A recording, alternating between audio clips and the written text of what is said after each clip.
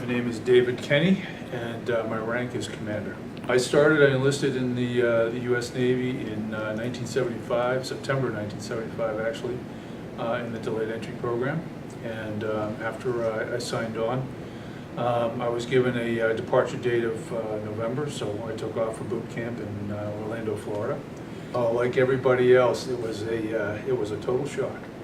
And you know, anytime you start off in a new venture, and I don't care who you are, there's always going to be that angst, you know, that little butterfly in the stomach that puts that slight shadow of doubt in your head that says, "Gee, did I really make the right decision? Did I really do what I should have done?" But I kind of looked at it as an adventure. So the day that I left Boston Logan Airport to fly to Orlando for boot camp, I really wasn't sure what to expect.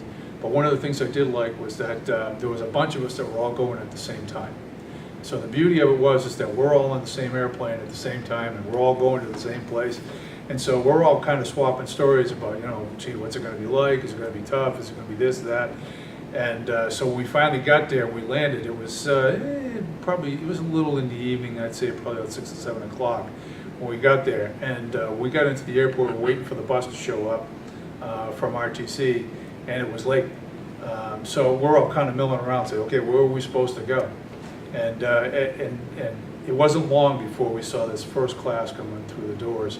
He had just gotten off the bus, and he started screaming and yelling, you know, all right, Boots, get over here and get lined up and everything else. So we were immediately indoctrinated to the military regimen, if you will, right from the airport. So we were marched onto the bus, and we got on the bus and were brought out to RTC Orlando, and they didn't waste any time. They were checking us in, you know, they were explaining to us what we could keep, what we couldn't keep, packing civilian clothes and getting ready to do all that because we were going to get a uniform issue the following day. And so by the time we got to bed that night, I'd say it was probably about 1:30 in the morning roughly when we were all got to the point where it was lights out. And at 4 a.m. sharp, they all came running into the room, banging trash cans and making all sorts of noise. They wanted to make sure everybody was up and at them at the same time.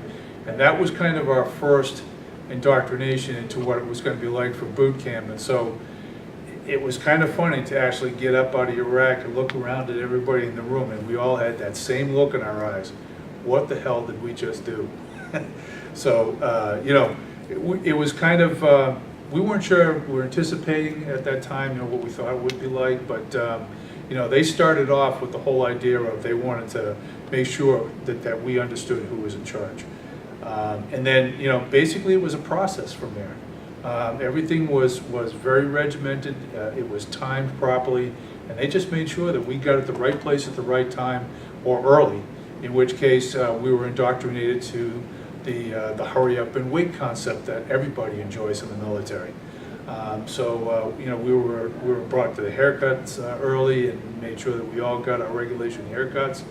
And the one thing that I found humorous was that we had heard anecdotally that if you had long hair back then, and it was very popular back in the 70s, and my hair was at the time was down to my shoulder blades. I had really long hair. And I had heard from the recruiters, oh, you probably want to trim that off a bit. He says, because when you get to the barbers down there, they're going to really hack your head. And gee, I didn't want them to do that. So the night before I left, I had trimmed up all my hair. It was a little bit long, but I mean, I had it trimmed up around the ears and everything else. So when I got down there and we were getting ready to go into the barber shop, I'm seeing these guys with long hair, and I'm going, wait till you see what happens to them. So we all got in there, we're sitting in the chairs, and they didn't do anything different to them than they did to me. I'm like, okay, the recruiters got me that time. And so I never forgot that after I left. And you know, it's you know, once you get out there and you start to get into the routine, and basically, you know, I found boot camp to be virtually enjoyable. I know a lot of guys weren't so sure, and they didn't like it, but I never had an issue with it.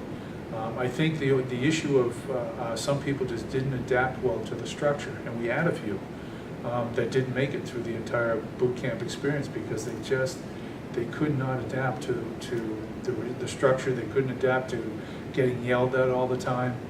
And, you know, for me, look, getting yelled at was part of the process. You know, you don't take it personally. You just stand there and listen. And if they ask you a question, you just answer them directly. You do that, and you'll get through just fine. But I found that the one thing I learned in boot camp right away was that the importance of the military was camaraderie. It was being able to get through a process as a team. And I think that gelled very quickly, particularly in the company I was in, which is Company 146. There was a lot of guys that banded together, surprisingly from different parts of the country. I mean, in my squad, I had guys from Tennessee, I had guys from Georgia and California, and from all over the place. And this is my first experience in working with anybody from anywhere else in the country. And so I really learned a lot from these guys in terms of what their lives were and what their experiences were. But the one thing about going through boot camp is we all had that shared experience.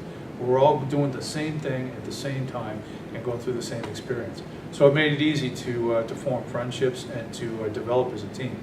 And that quickly became apparent to me that was going to be the way to succeed in the military, was to foster that whole teamwork concept. So boot camp was great. I know a lot of guys didn't like it, but I enjoyed it. And because I had gone to boot camp a little bit early, they decided to allow us a Christmas break, which was nice. So we were able to fly home in the middle of boot camp for a week of R&R, shall we say, before we had to go back. Ironically, on the way back, we missed our flight going out of Boston, so I had to go back and rebook the flight. But fortunately, we made it back just in time, so I wasn't AWOL. And to be honest, the day that I left, it was my company commander, Chief Burke. It was his last company. He was due to retire that year. And we didn't know about it until halfway through boot camp. And one of the guys had mentioned it, and I being one of the senior guys there, they had actually made me the education petty officer at the time. So I was responsible for making sure they got the classes and got all that stuff. And when I found out that that was going to be the chief's last company, we sat down, the company officers, and we made a concerted effort that we would get everybody together and make sure that we got the brigade award for him, because he had never had one in the entire time that he was down there at RTC. So we wanted to go out on a high note.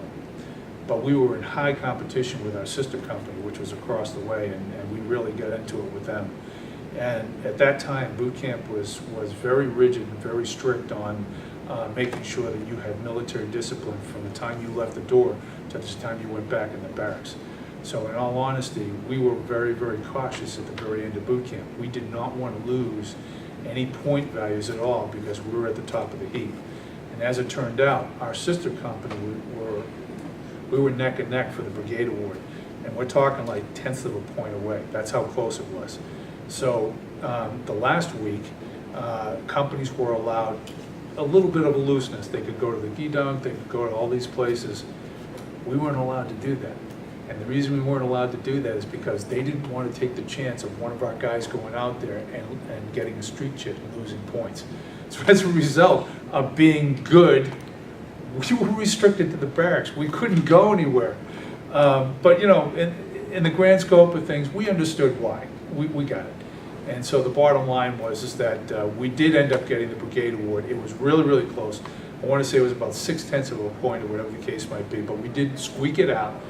We did get the brigade award at graduation, and you know, I think that made the chief very happy. You know, being a gruff old guy that he was, he'd never say so, but I think I saw a little tear in his eye when we were walking on the bus. So the reality of it was, you know, in the end, we made the chief happy, and I think we can be proud of that, the fact that we pulled that off for him. And I got to believe, I never saw him again after that. But I got to believe that in his days after the Navy, that hopefully he'll look back on that as one of his fonder memories. Hopefully in his career, because we really pulled together for him. And I think that again, that was another thing that kind of underscored the importance of teamwork in the military. So that was pretty much it.